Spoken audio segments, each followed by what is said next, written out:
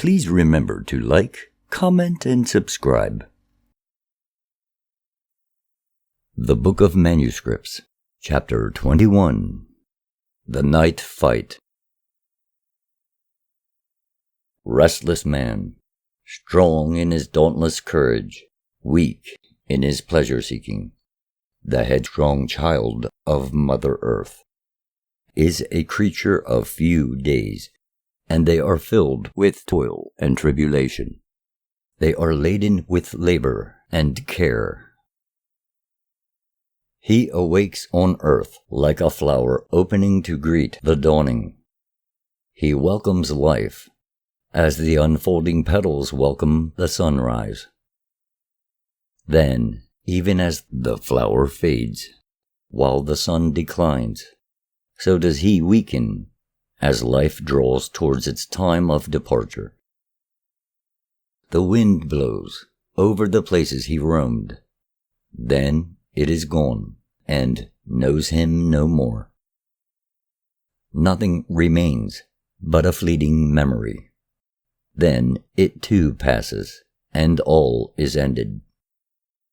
A mortal being has passed like a shadow, lingering for a brief moment in the sunlight of life. A man has passed like the shadow of a cloud across the arena of earth, and has left scarcely more impression. A mere handful of dust has been swirled upward by the winds of life, to hover briefly in the still air of the earth, then to fall back to the place from whence it came, back into the embrace of its mother. Life, fleeting as a shadow, comes with the daybreak and departs with the evening gloom. It is a thing without substance, a shadow born in the light of the sun. Like a bird, it stirs the dust to brief motion. It passes, and the dust lies inert, as though it had never moved. Consider from whence man came. His place of origin is like the clay pit, where men toil to dig the raw materials used by the potter. A piece of clay is dug out and separated. It comes from the darkness of the pit into the light of day. Even so is a man born. The clay is cast on the wheel to be turned. The wheel is life. The wheel spins, and the soft clay is molded into shape. If the shape be good and pleasing to the eye, it will be kept and cherished. If it be ill-shaped, it is cast aside, discarded and unwanted, a useless thing. The potter is man, and the clay is his soul. The wheel is life.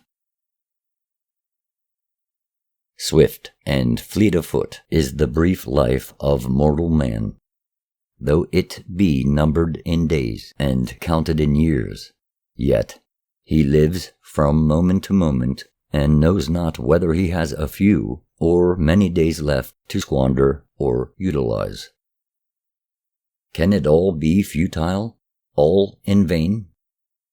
Can life, when it passes, be as though it never were? Are the days of man no more than wind whispers among the trees, or fish trails through the waters? The days of men are as a strong breeze sweeping a boat swiftly towards a harbor. The journey is soon over. The voyage is quickly ended. He arrives at his destination weak and weary, heavy-limbed and toil-worn. The sun is setting. Night hastens on with quiet footfalls. The darkness gathers in the remains of day, and the homesick wanderer finds peace.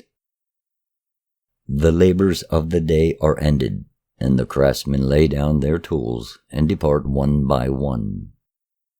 they each go their own way and are seen no more. The light-skinned ladies withdraw within. Their gilded adornments cease to entrance. Their glowing glances no longer lure. The gathering gloom darkens the window, and the protective shutters are closed. The night wind seeks out the unsteady door and shakes it in its socket. The breeze murmurs among the latticework and whispers through the eaves.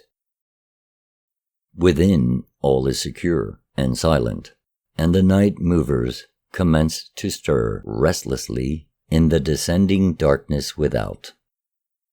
The mistress and maidens withdraw to their resting places.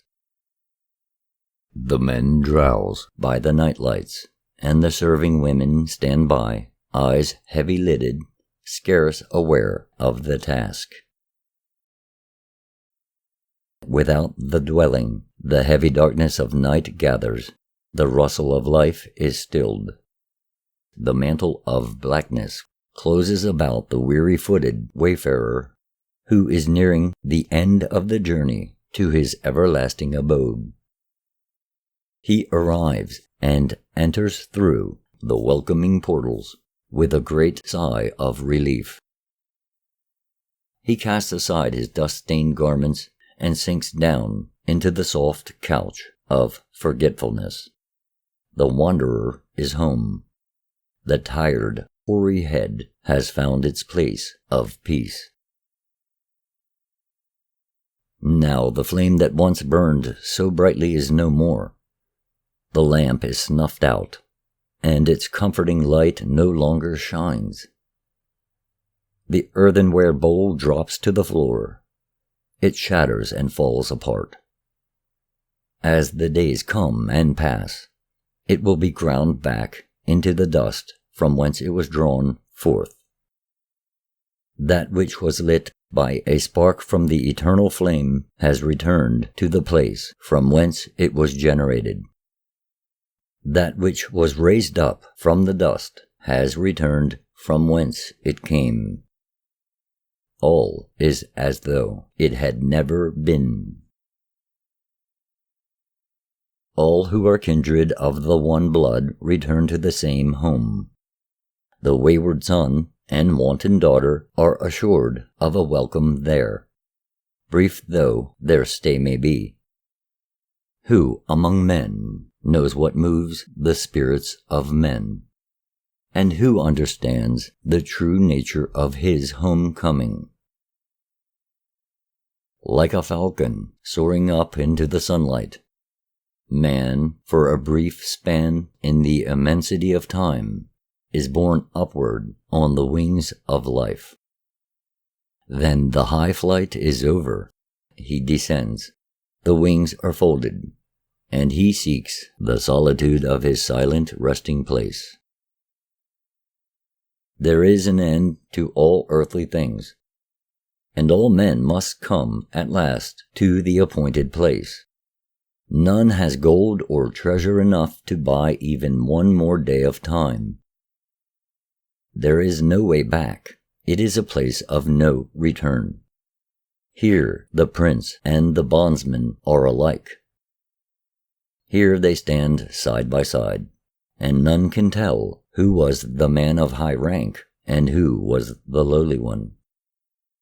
That which distinguishes them now is something not of earth, though that is where it was acquired. As the waters drain away from the land into the channels, and from the channels into the river, to be borne away and lost in the great green sea, so does man sink down into oblivion, never to rise again on earth, never to return as himself. He is gone from earth forever, back to the place from whence he sprang, back to his eternal home. I tremble and am afraid. What man has not his doubts? What man can say, with the conviction of knowledge, Of this I am certain.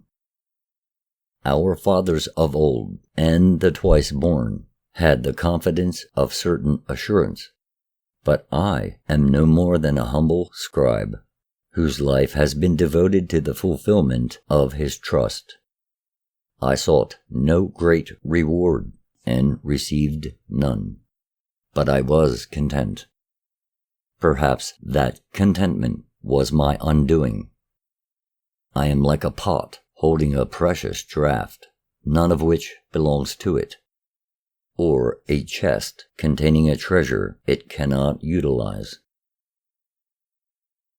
What eyes see in the dismal darkness of the tomb? What breath stirs the heavy dust? What flower of love flourishes there? What voice can echo in its silence? Does any glimmer ever enlighten the oppressive gloom?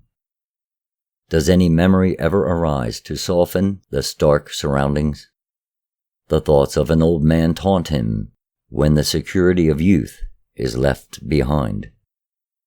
Youth traverses the sunlit valley of carefree indifference, but age enters the gloomy cavern of doubt. What kind of stars encircle the vault lying low above? What companion lightens the burden of the never-ending night? What whisper breaks through the dark solitude? How many sleepers lie enwrapped in the dusty silence? Whose voice will awaken them, and on what distant day? With what greetings will they be called forth? Those things I myself cannot know.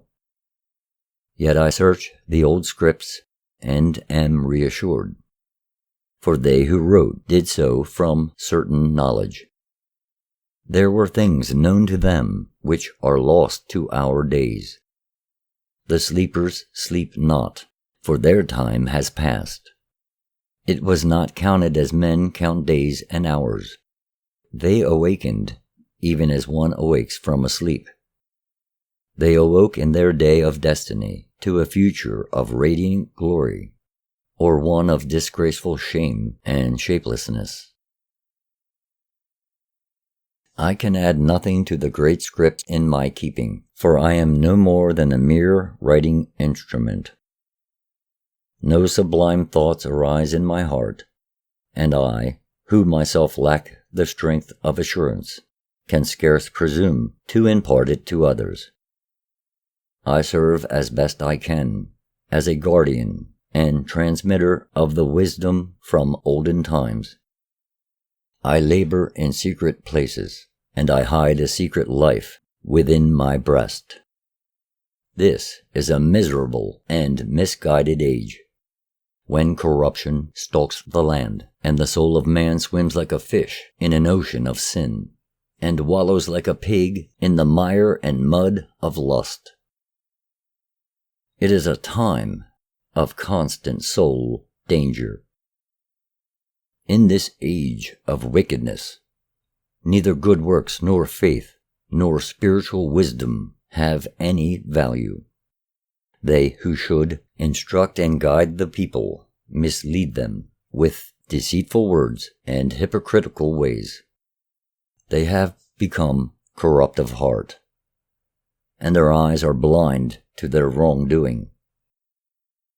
Their deeds, done in the name of righteousness, are as filth, which pollutes pure waters.